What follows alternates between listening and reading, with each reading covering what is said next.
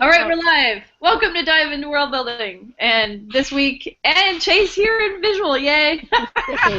and this week, we're talking about point of view characters. And you know, it's funny because when I was thinking about this topic, I was like, well, people are going to think this is not a world building topic, but it's so totally a world building topic. And in my opinion, many people do not go far enough in making sure that their point of view characters are a map or ambassador or just a physical embodiment of the world that they inhabit. So, so that's kind of what we want to talk about. Is how that you can be a physical embodiment of a world. And a psychological embodiment of a world, right? I guess, you know, a psychological layout.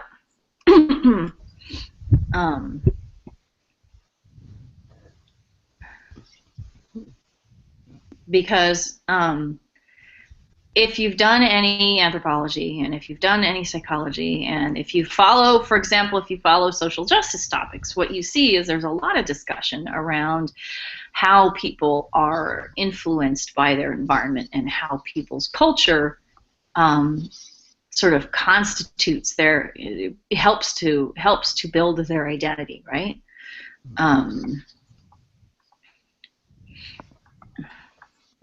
So when you have a character,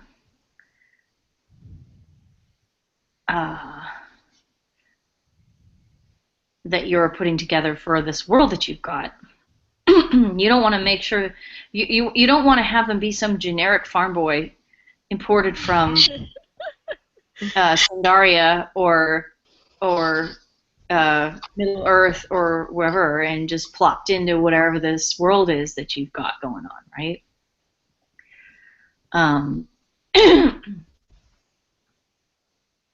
So, right. So effectively, I mean, okay. So let's talk about this from another. So you don't want generic characters. That's first of all, and second of all, you want to be able to give yourself a relief from constant setting description, right? Mm-hmm. Because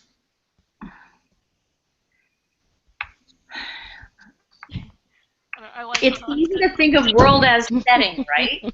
And world is setting, but it's not just setting; it's also character. So that's what I'm trying to get into with this topic. Initial thoughts? Well, yeah, so you have to be able to look at the character and say, okay, this is the world, get a sense that this is the world that they grew up in. Yeah. But you don't need your point of view character to be representative of all the characters, just the result of the world that they grew up in. Right. But you also don't want them to be extraordinary in overcoming things so that you can't tell what they're overcoming. Well, okay, yeah. Well, I mean, that's true always, right? Yeah.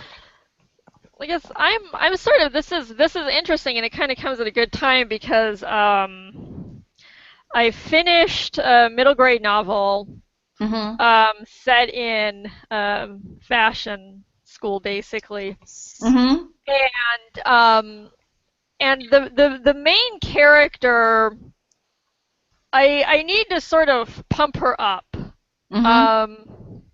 She was kind of delightfully meaner in an earlier iteration of that story, and I need to bring some of that back. And I have this very specific background for her, but I'm not entirely sure it's translating. And actually, all the characters sort of have a very specific background, none of which, unfortunately, gets explored very well in this first rough draft.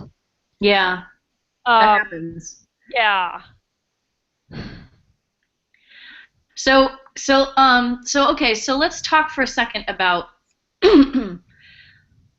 what your background does for you, as you know, in life. What does your background do for you?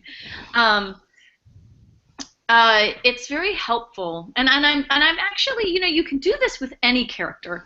You really can. Any character is going to reflect their world, right? But I guess I'm focusing on point of view characters because point of view characters, you have the possibility of using internalization in a way that you can't with a non-point of view character, right? And I suppose if you're omniscient, you can also do that. But omniscience has its own complications. So most of my focus is going to be on just single points of view. Right? But so the background that you have is going to establish a number of different things for you. One really important one is your language. Right? And by that I don't just mean what language you speak, right? But how you categorize reality, and also how you what terminology you use for things and groups of people around you. If that makes sense. So, if you grow up in America, you're likely to learn about racial categories because those are categories that we refer to and consider important on some level. Different people think of them as important in different ways, right? And that is also something that you can express in the way that your character internalizes thoughts, etc. Right? But yeah, so in my Varan world, everybody has these different ways of thinking about the caste system that exists there, right? And if you're a noble person, you tend to think of the entire world as being divided between us and lowers. Right. Right? But and if you're on the very, very bottom, it's us and highers, right? But if you're in the middle, your categorization gets a little bit more nuanced, right?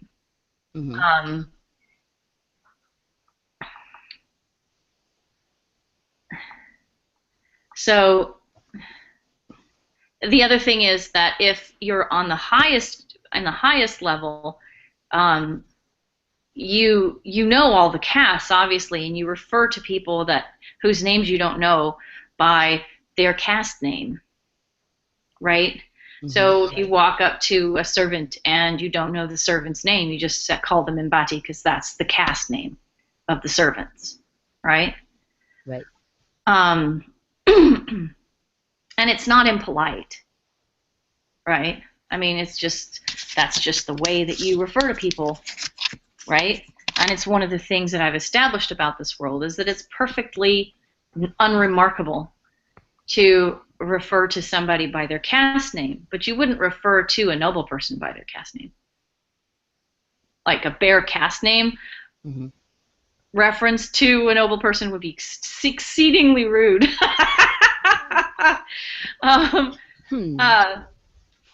But basically the nobility don't have to pay attention to the fact that there are caste differences around them. They don't have to wear a mark themselves. They don't have to have any special greetings that they give to anybody. Nobody has special greetings that they have to give to them. There's no special greeting for noble people, right? So the noble people are in terms of where they stand in the caste, they're very non-obligated by the caste system, right? They have to be able to read other people's marks, but that's about it. Right. And what that does is it makes it very easy for them to ignore the fact that the caste system even exists, right?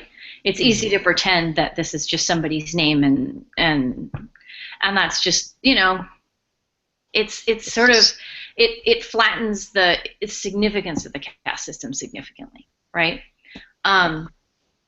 If you're on the bottom half, even though you kind of see the world as two groups, right? So the very, very lowest caste is called Akrapiti, and they think of themselves as, they actually are culturally quite different from everybody else, for mysterious reasons that shall be revealed later. Okay. They have their own religion, for example. They have a very strong accent. These are sort of things that you can do to distinguish social groups, but you have to have world reasons why, world and historical reasons why these groups exist, and why. So a dialect that's associated with a particular social group makes sense as long as you have reasons why the particular social group would actually speak that way, right? Right. So some characteristics of the undercaste group are that they have to be very aware of the caste of everybody that they're dealing with, because they have to give a specific greeting to each person they encounter of a different caste. Because if you're lower than somebody, you have to give them a very specific, polite greeting that's tailored to their caste, right? Now, if you're up at the higher level, you don't have to do anything special, right? But if you're on the undercaste level, you have to know that you have to say, if you encounter a servant, you have to say, "May your honorable service earn its just reward." And if you encounter a merchant, you have to say, "May riches spring from your footsteps." And if you encounter a laborer, you have to say, "Fearless labor is the foundation of prosperity." Like, you have to have these phrases at your fingertips, because that's the greeting that you're expected to give to anybody of a higher caste than you, right? And that gives an idea of what their place is. Right. To say, even if you don't say, okay, this person is a merchant out loud, then the greeting will tell whoever's listening or reading. And so, you're a merchant. So this is I think what I'm talking about right now is how to create the sense of a subjective point of view that is culturally grounded, right? Because it's easy to create a list of greetings, but it's less easy to make the application of those greetings depend on societal factors, if that makes sense, right? Because I created a list of greetings for basically everybody. And then I was like, but wait a second, the people at the top would not be obligated to use these greetings, right? And then I started sort of exploring a little bit more, and I'm like, so the people at the bottom have to know all the greetings, and the people in the middle have to know the greetings only for people above them, right? So say, for example, that you were a servant, you would have to say to any member of the officer caste, "The valiant heart triumphs over all," and you would have to be very, very appropriately deferential to the nobility, right? And always refer to them by their full names, right? Or by calling them sir or lady or whatever, right? But anybody below you, you can just call them by their bare caste name. So depending on where you stand in the system, you're going to be obligated to different groups of people, and you're going to have to think about them differently, and you're going to have to name them differently. And so, like, when you have social groups, it's useful to have several names for each social group. I mean, I know that sounds like, oh my gosh, extra work, right? Yeah, but it's fun, right? Right, but so, like, for example, if you're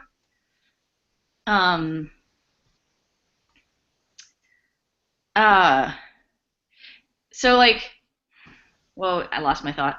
Ah! I'm sorry. But like, so where was I? Oh, dang it. I'm sorry. I'm sorry. No, it's okay. I started looking at the chat bar and then I got confused. What were you going to say, Morgan, about the nobility not recognizing mental skills? Well, if you really, you need to know all of that stuff. You have to be able Yeah, to read the absolutely. marks. You have to remember all the greetings. You have to have. Well, I mean, that's enough to remember all the greetings and to read the marks and to put them all together.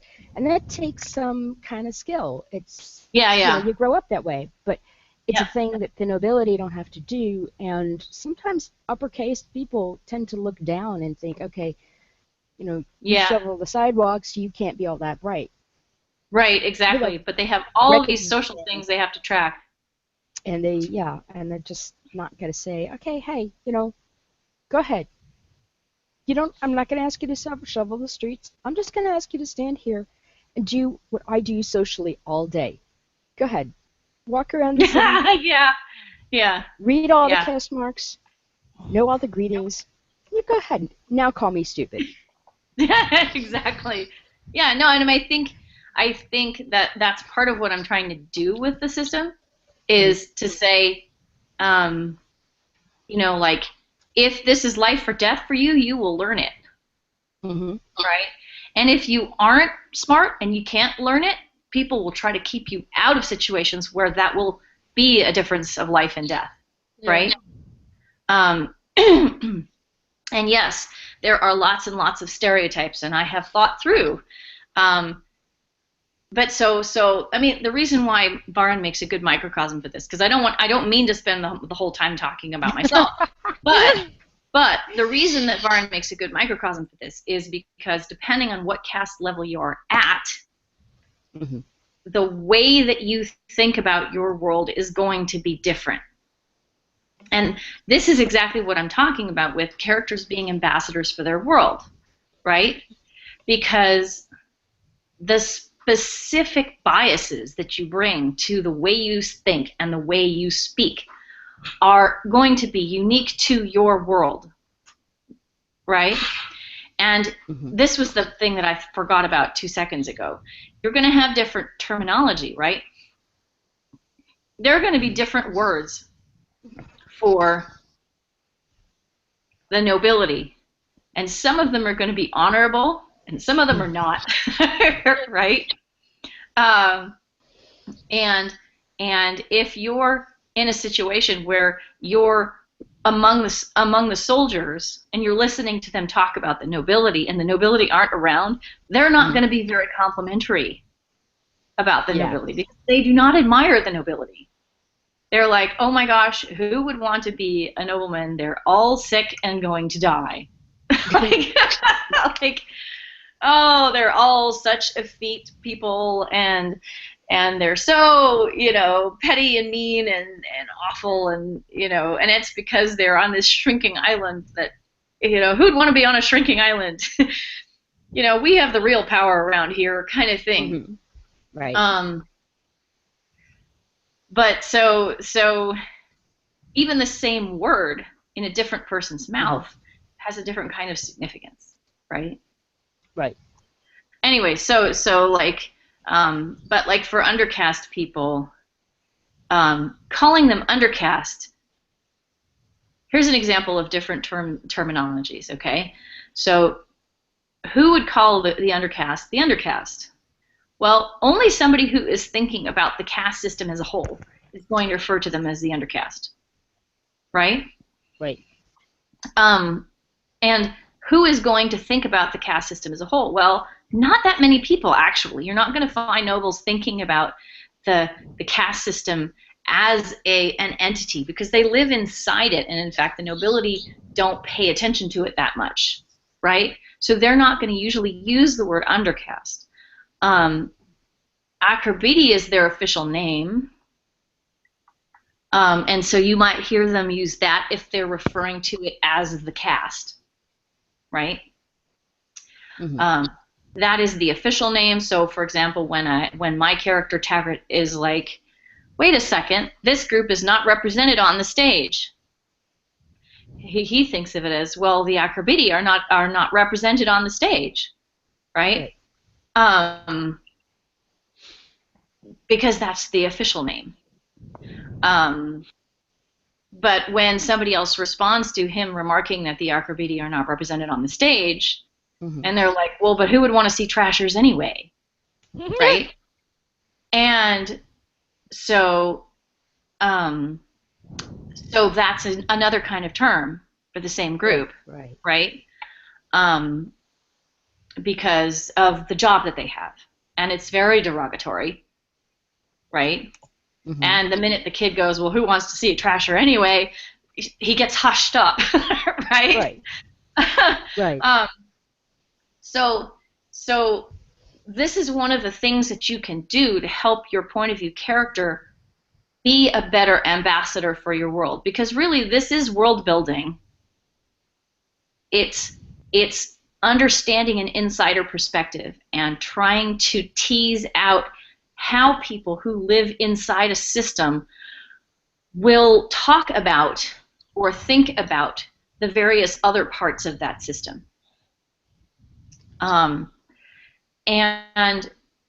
so, for example, this even applies to physical things as opposed to social groups. So you can say, well, I'm going to be aware of certain types of locations in my city and not be aware of other types of locations in my city because of these differences. So, people who are in the noble caste will only be aware of, the eminence's residence and the noble neighborhoods, and then they'll have a sort of a vague sense of, well, this level of the city is a good level because this is where we live, and you don't want to go into a neighborhood that belongs to somebody else, right? But they don't have a fully fledged sense of what the city consists of. They wouldn't have any idea where to send somebody to go and buy meat or milk or no, they would have no idea how to go shopping. Jewelry, even. Right. Just go get me a pearl necklace. I don't have any idea who the best jeweler is. Just go and do it. Yes, exactly. They have ideas of how to go shopping for clothes. Okay. There are some areas where they go for boutiques and stuff because they like to pick their own clothes. Okay. But in terms of like what they eat, they've got a whole staff for that, right? So yeah, and so they don't really know how to shop for food. They don't actually know what money is. Money. Yeah, so all the nobles have expense cards. I guess they're a little bit like debit cards, right? I'm sorry. There's a genius Key and Peele sketch about Will Smith's son Jaden Smith where he's talking to his agent and he's arguing about like people going to grocery stores because he doesn't understand the concept of what grocery stores are and where food comes from. And like he finds the entire script completely unbelievable because he's like, what, like it sort of boils down like, what are these made up things called grocery stores? It was just genius. It was hilarious. And you know what? We do this stuff, right? Yeah. we totally do this stuff. And so for example, I do have a scene where one of the soldiers comes in as a bodyguard and he starts playing a game. We were mentioning it during the games hangout. He starts playing a game with this kid, and they make a bet on this game, right? And then when the kid wins the bet, the soldier hands him money and he's like, "Whoa, is this real money?" Like, you know what I'm saying? And he goes, actually, that's a 5. I can show you a 1 and a 2 if you'd like. You know, Wow. like, you know, and then immediately somebody else comes in and is like, no, no, no, you know, money is for lowers, right? Like, so this is exactly the kinds of things, like little things, little tiny things, like buying milk in bags. Right? Yeah.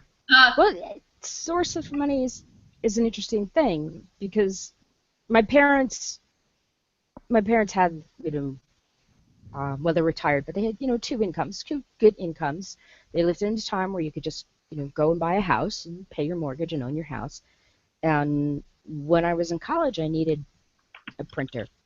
And I said, Dad, I need this printer, but it costs, X dollars, whatever it was. It was mhm. pricey at the time. And, is that a lot of money? He said, money? What's money? Turn a tap on the house, money comes out. Which tells you something about my parents and their relative financial position and Mhm. where money was coming from, extra money was coming from at that point in their life and their family life. And somebody Mhm. else could look at that and say, no, that's, yeah, someone today. I mean, I could look at my house and say, you turn a tap on the house and God only knows what comes out, but it's going to cost money to put it back in because it's not going to be money. Because our house it's a different financial situation. Mhm. Um, and somebody who doesn't own a house or a mortgage at all is going to look at that and not really have a place to put that necessarily in terms of Right. in their And that life and having a actually relation to that. that actually brings me to this idea of metaphors. And I think I can't remember if I was Mm. talking to you guys about metaphors. Um, Metaphors are a huge big deal. And very often we think about them from an authorial point of view, right? Mm. Because we want to use metaphors that are gorgeous or purple or not purple or rich or fantastical or like, so we often think about metaphors from an authorial point of view.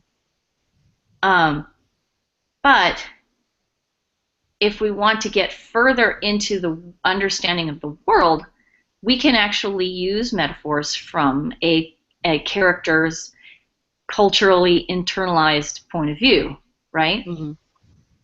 Um, so so I'm going to give you some terminology here for a second. There are 2 pieces to a metaphor. There's the source domain and the target domain. Okay? Okay. Target domain is the thing you're trying to describe, right? The thing that you know less about, and the thing that you want to try to render comprehensible by comparing it to something else. Okay? That's the target domain. Then you have the source domain. The source domain is a domain that you know well. And it's where you're pulling the imagery that you're going to use to describe the target. Okay? And in fact, the source domain is much bigger than the target, and this is why you can do like extended metaphors about a thing, because you can start talking about this target, and as you continue to talk about the target, you can continue to map onto from the source domain, right? So if you say, my life, to pick something else that I've spoken about before on the hands, my character who thinks of life as a hunt. Mm-hmm. Life is the target domain. The hunt is the source domain. So as he talks about his goals for his life, he calls it quarry, right? Mm-hmm. As he talks about his progress toward his goals, he talks about pace, right? Mm-hmm. And he consistently pulls from the source domain of hunting to talk about his life, his goals, etc., right? Mm-hmm. And it's really, really cool, and it can be hard to do. But if you keep in mind that those two pieces are there, the target domain and the source domain, and that the source domain is the one that is well known to the character, okay, Right. then it becomes much more under your control, right? Because I'm taking a thing I know less about and describing it with something that I know more about, right? So Right. one of the things that'll happen in Varan, where people live underground, is that when they go up to the surface, they will tend to describe nature using underground source domains, which is the opposite of what we do. Because very often our metaphors contain things like, the bed sheets billowed like a field of grass, whereas the Varan person would be the field of grass billowed like bed sheets. Yeah. Because the bed sheets are the part that's familiar, and the field of grass is the thing they're struggling to describe. So this is fun stuff, and this is one of the things that you can do, and it's actually a really, really powerful tool. So if you think about metaphors and similes, and you can also think about the basic terms that people will use to describe things. Now I'm seeing you guys have a side conversation. Okay, so Aria of the Sea by Dia Calhoun. Yes. Talk to me. It's one of my favorite books of all time. I've reread it repeatedly. I got it from the library, and I liked it so much I bought a copy for myself. It takes place in I'm gonna butcher this because I don't remember. It's like all these sea terms. It takes place in this kingdom that's made up of islands all over, and so almost all the metaphors are sailing metaphors. And then also their religion is based around the Sea Maiden. And so a lot of the religious metaphors are also sea-related. I think the kingdom's called Windward, if I recall correctly. Yes. I gotta go read it again now. And it was the first thing I ever read that things were related so distinctly. Culture, metaphors, imagery, and it's just it executed it so brilliantly. Yeah. And I recommend it to everyone. Because we have you guys ever noticed that when you read fiction by someone who's not a native English speaker, it has this incredibly refreshingly new way of using metaphor, and it just has this really sort of crisp and not cliched feel to it. And it's partly because crossing languages frees you up in this. We get so used to talking in terms of certain particular metaphors that are the usual repertoire for our current cultural environment, that we have to kind of break ourselves out of it. And one of the things that happens when you go across languages, and I'm not talking about not using language well, I'm talking about using language well, right? You can use the traditional metaphors of a particular culture as you're, working in translation, right? Or working in another language. But you also have this resource of other forms of metaphorical associations that you can bring with you from your experience outside that language. And that's one of the things that I think is really kind of fun about reading stuff that has been written by somebody who has a whole store of other kinds of metaphors and cultural associations. Or even because there's that incredible fresh novelty to it, right? And a lot of the metaphors are still valid. They're just not the ones we would usually use. Right. Right? you get something similar just even with native speakers, but in what we sometimes call diverse authors. If you read, Absolutely. Books by people of color who are from basically a different culture or a different place in American overculture, Mm-hmm. Yep. then you'll see it's a different place that the writer is coming from. So even if the stories, well, they aren't, they're not, they're different. They might look the same in places, and Yeah. you can recognize the people. You might even see yourself or parts of yourself, but it's all new. I mean, it's Right. the way it's put together is new, and that was I did that for a year, the whole Bradford thing, and that was interesting and refreshing, and I didn't finish all of the books, but I read a lot of things that I hadn't seen before from whole different points This of is view, and this it is was a so really great argument for expanding our reading, right? yeah, Yeah. and because the really good ones, of course, did act as ambassadors from that writer's. Well, the world that you work on is informed by your own the writer's own world that they live in, and Right. so their writing has to their characters act as ambassadors for the world that they've written, which acts as a more distant ambassador for the world that the writer's coming from. Mm-hmm. That was all very. That was Well, and really. this is not only for secondary worlds, right? Yeah, It's yeah, also it's also true when you're writing about the real world. So if you have I yeah, mean, because like in a way, we talk about this for secondary worlds when this should be totally, totally obvious for the real world, right? I mean, yeah.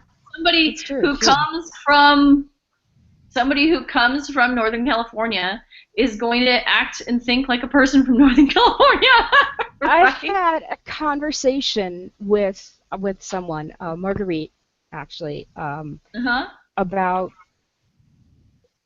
weather and air conditioning, and she could not get past the fact that I think there were two things that really just she couldn't get past.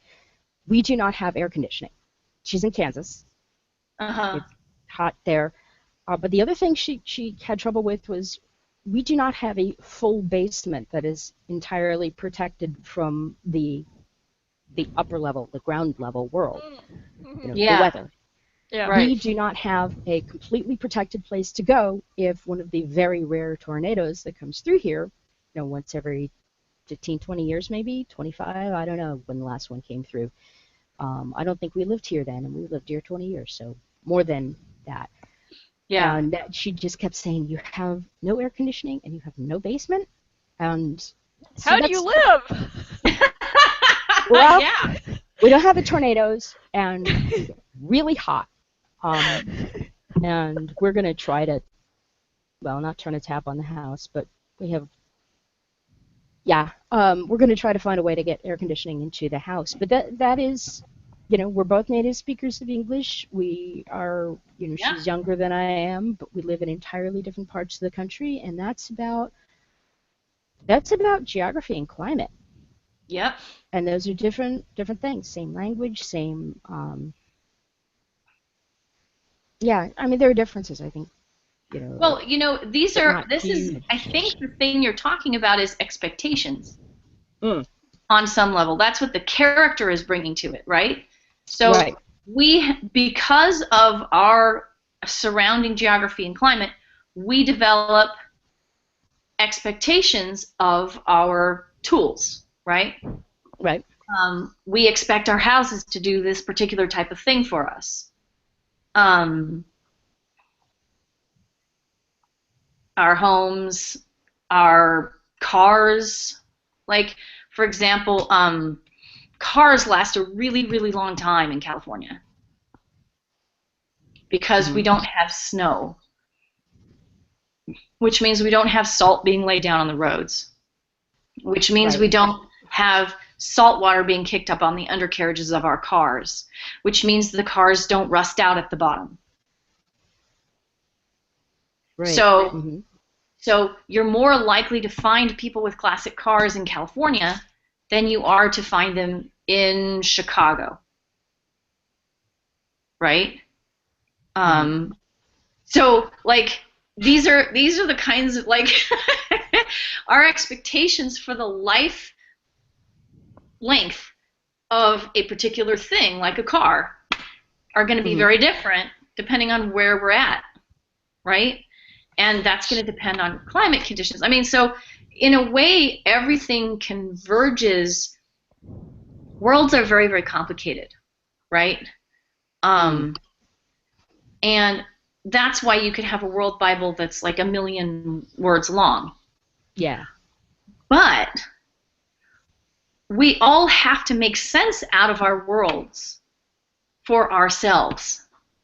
And the reason why point of view characters are so great for world building is because you might be able to say, well, you know, there's so much about this world. There's more about this world to be understood than can be understood by any one person. How is my reader going to grasp it? Well, they're going to grasp it exactly the same way that your point of view character grasps it, which is a little bit at a time by whatever it is they perceive and how they judge it. Right?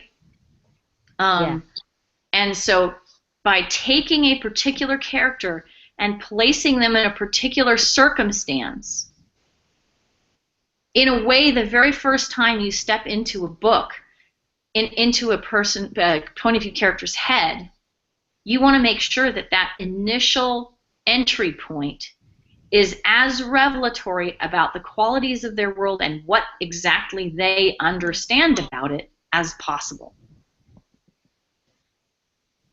Because that's how, like, by relating to your point of view character, the person is going to become able to relate to the world, even if it's a really complicated world.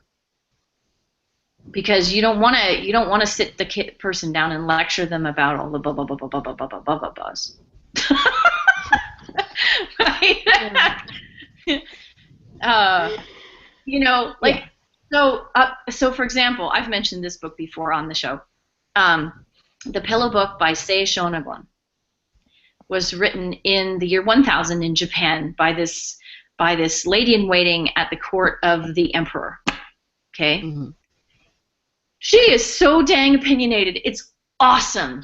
Like seriously, you start to read this book, and it's basically her diary. And she is such an opinionated person. I find it absolutely delightful. Mm-hmm. I mean, opinionated maybe sounds bad, but she's awesome. Okay? Because by the time you've read a little ways into it, you can just feel the way the world works. And it's because she has opinions on everything, right? And every time she judges somebody for their manners, you understand what the larger expectations are. It's so cool. So, this is why point of view characters are just amazing for world building. Right. There's a couple of things that I just thought of. One is, because you were saying the first time that you meet a character, they should inform you something.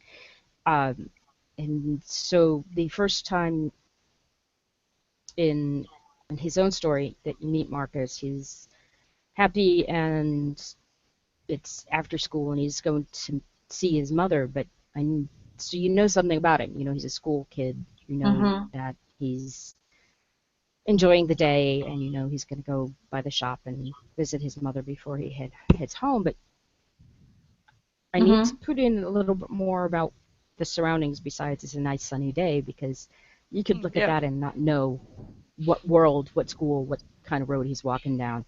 Yeah. Yeah. Right.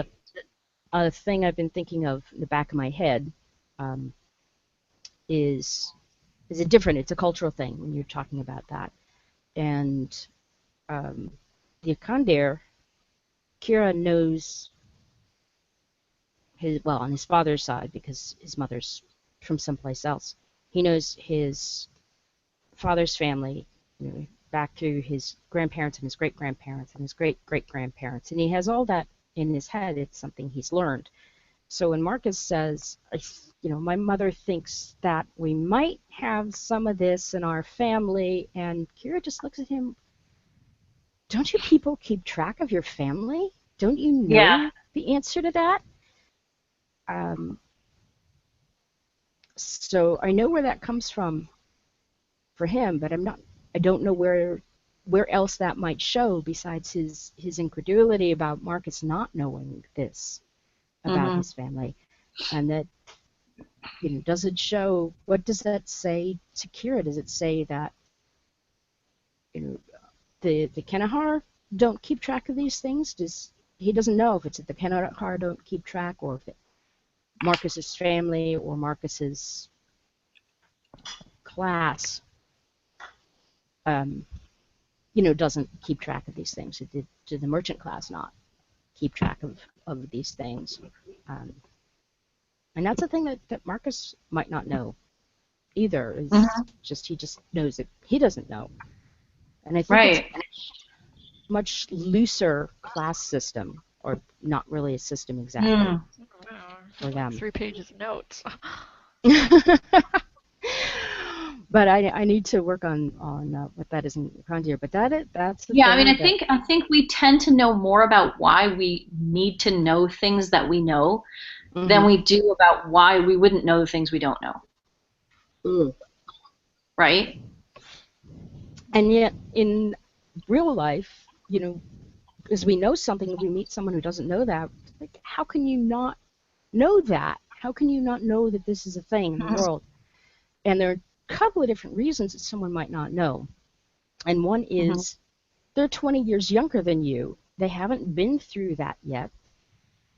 They haven't, they haven't learned it. So you can say, no, that thing is not new. Yeah, it's not new to you. It's new to this person who hasn't reached that stage, who hasn't learned this, who hasn't had this experience yet. Right. How are you in a position to explain it to them without being snarky, or making them feel that it's their fault that they're 20 years younger, or that they haven't learned something that you didn't learn until 15 years ago? Right. So there's also taboo. There's also, well, I don't know these things because I'm not allowed to know these things. It's not right to know these things. So, like, that's sort of a caveat to what I was saying earlier about not knowing why we don't know things. Like, I mean, if it's something where we're just plain ignorant, because we have no concept that we ought to know this stuff, then that's one thing. But so, for example, if you have a taboo area, like sex, it's a huge one. I mean, there are a lot of people who don't know about sex because they're not allowed to articulate with the topic because it's taboo. Right? So that's another reason why you wouldn't know things. But I think your observation about age and witnessing history is a very good one. Yeah. And in fact, history is part of world, right? So, not to bring in current examples, but I think people who were alive and got to know Hillary Clinton when she was first coming onto the stage know her in a different way from people who came after that, after all of this layering of competitive discourse over her had been laid down. Yeah. Yeah. So, I mean, so if you had a character in a story that everybody had lots and lots of judgments about, obviously the person who knows them personally or who has the longest history of having seen them before all the controversies or whatever took place is going to have a different viewpoint from somebody who was only coming to the mature discourse and not being able to find their way through it. Yeah. And there's having knowledge of a thing versus having experience, so that your father might say, "No, I forbid you. You cannot go there. It's a terribly dangerous place. You could just they can kill you. They can just go and kill you, and nothing bad will happen to them because that's their law." Uh-huh. And he knows that because he was there, and he saw this person who just wanted to rip his throat out, and so he's very aware of, that it happened, more than 20 years previous, but it was Yeah. there. It's a thing that experienced him. So he can say to his daughter, "No, you can't go there. I forbid you because this can happen." And she'll say, but I belong here. This is a place that I belong in a way that you didn't, because this is where my mother's from." And he can say, "But they won't know that." And Mm-hmm. he can be terrified, and she can maybe be convinced in an intellectual way, but it won't be Yeah. there. She won't have Mm-hmm. the same sense of urgency that that he does. So that's Right. another experience of history things, and Mm-hmm. because she can also look and say, "Dad, that was more than 20 years ago. It could be different." This is not. Yeah, and how quickly do things Nobody's change, and do they nobody's. change? Yeah. Yeah, it's like, in fact, no. It's still pretty dangerous for her, but But that's spoiler, why she you got to doesn't write the get killed. story, right? Yeah, Yeah. yeah. Oh, that was another thing, because you were saying, individual characters will give you, you know, just their own limited perspective on a world. Mm-hmm. One of the things that I love about Octavia Butler's patternist Mm-hmm. universe is that she wrote the four or five different books that Yeah. come at it from different places, and it's like she has this whole universe, this, Mm-hmm. and you come at it and you open a window over here and you see one part, and you can see enough at the edges of that part that you know it's part of the same universe. Yeah. And if you've read one of those books, you can say, "That's right, that connects to this part over here." Or you can look at this other part and say, "Now I get it. This is, previous. This is history that comes from, this part." You can see the parts that she hasn't written about Right. by reading the rest and putting it together. And it's, because she gets different characters from different times and different places in the same universe, it's it's fascinating to see the different windows. So Yeah. once you've built this giant world that you spent the million words of World Bible on, you want to write different stories with different people in it, because Right. there's so much to show. Yeah. And it's better to show it that way than to do the info dumps. And And actually, so it's 11 o'clock, but I do want to not. I don't want to omit this last thing that we've arrived at, which is the idea of multiple points of view. mm, Yeah. I think a lot of people do multiple points of view just because they think they ought to. Mm. Uh, and uh, I love multiple points of view, mostly because I think of my characters as so very limited in their comprehension of the world. So in a way, what we're looking at when I look at characters is I look at everybody being an unreliable narrator in some respect, right? mm, Um, because because that's part of what is inherent in an insider's perspective in this world is that in the Varan world, the society is in the way that it's constituted is a real problem, and it causes problems for all kinds of people. But everybody in the story is a fish in the sea, and most people don't have any inkling that the caste society itself is what's causing problem, right? And so everybody on some level is unreliable mm, because of the judgments that they have formed based on their tiny piece of the whole. And so in order for me to do more than just show this limited perspective, if I want readers to understand the whole system and start seeing the system for what it is, which is I guess it's almost like a character.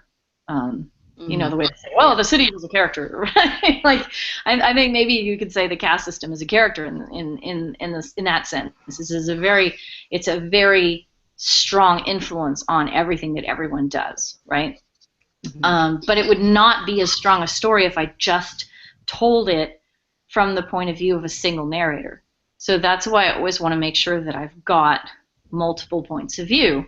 Because what the multiple points of view do is that they allow you to take a look at the same system from different angles, right? And again, nobody's an outsider, but because there are all these subcompartments, they're outsiders to the group that the other person's a member of, and so they're sort of cross-judging one another for various things. And a person who's watching this from the perspective of an Earth person can hopefully start to see things that they recognize about how people judge one another for their social identities and that kind of stuff. So in a way, this is why I like to dig so far into how a person's background will influence their metaphors, their thought processes, their judgments, their expectations, etc. Because that way more about the world will be revealed when I have 2 or 3 characters, right? Like, for example, I never ever want to have a Varan book that does not have, novel. For short stories it's much harder, but I never want to have a Varan novel that does not have more than one point of view in it. And in fact, more than one caste point of view in it. So like if everybody were noble people, that would be a problem. So the first book is 2 noble people and a servant.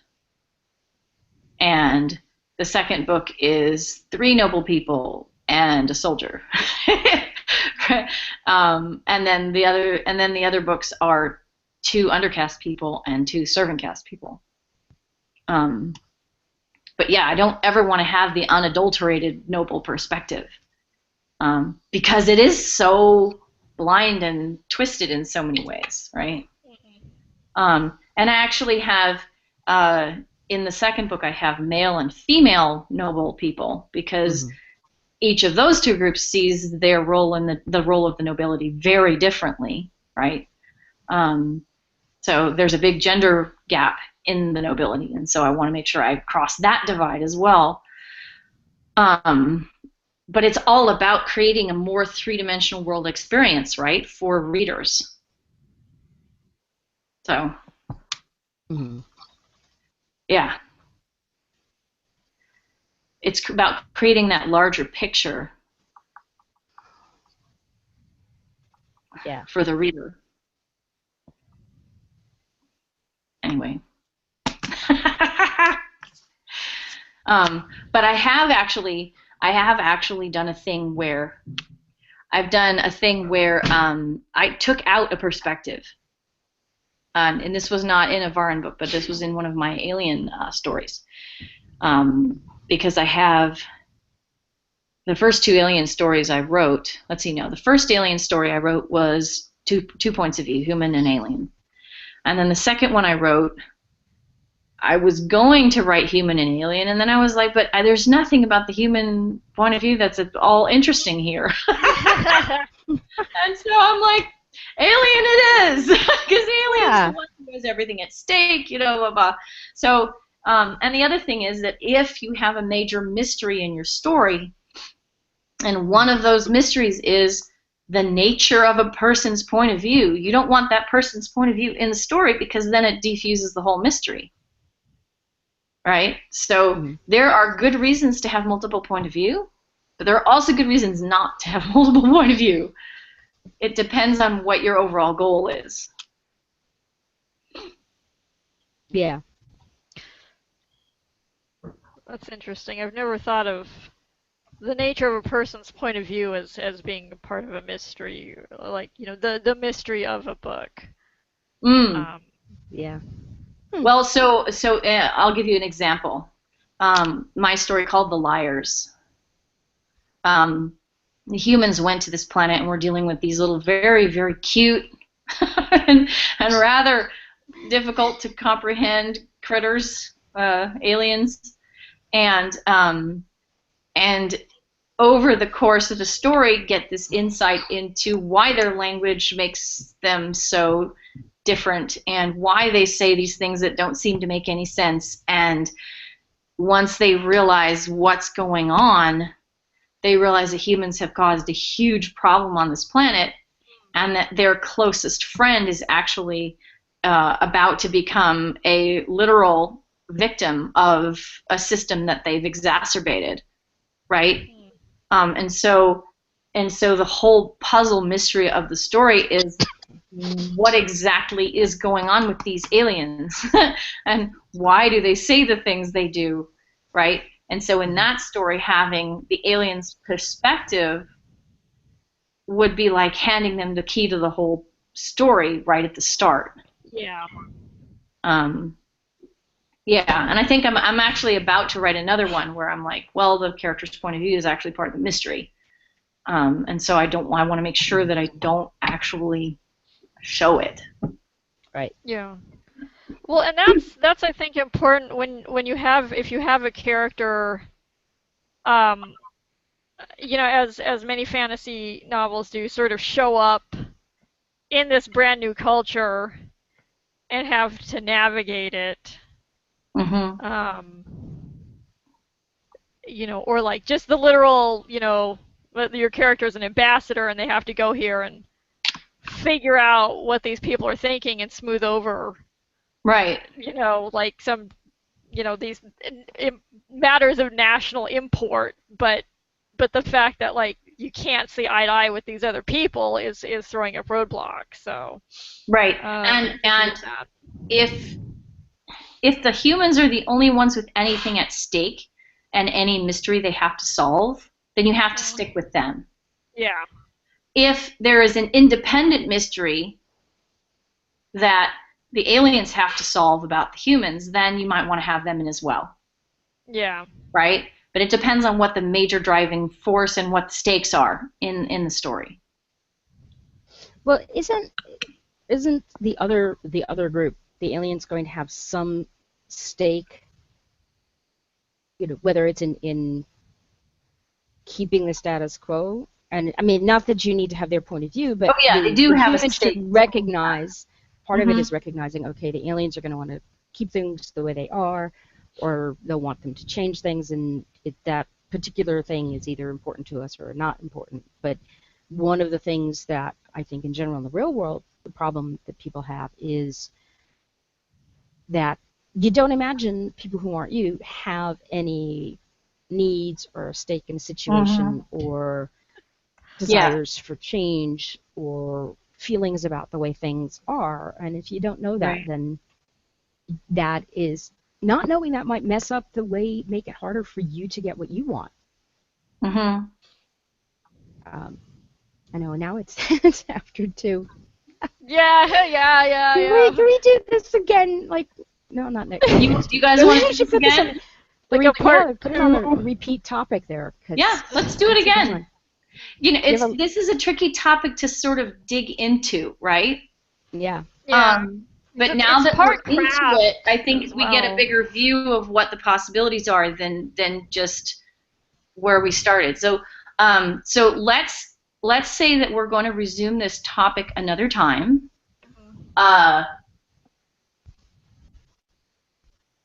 It's probably not best not to do it next week.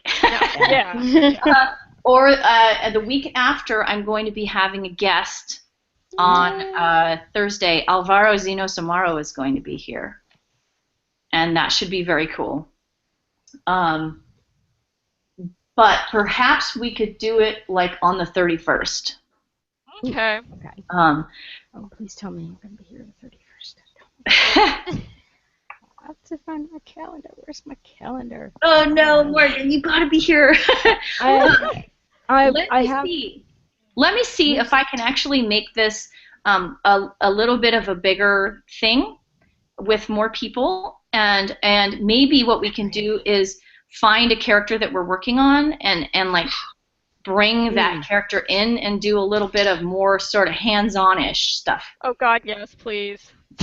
Yeah. Okay. Yeah. Yes. So Yes. I'm going to Yes, say the 31st right now for the sake of argument, just to indicate it's a couple weeks off. But if we need to change that, we will. Okay. And if you know people who want to be part of this, let's arrange that too. So, so next week, let's talk about corruption.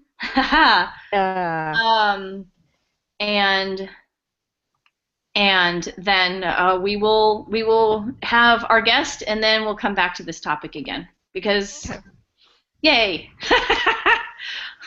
And thanks to everybody who's been watching, and I'm going to stop the broadcast.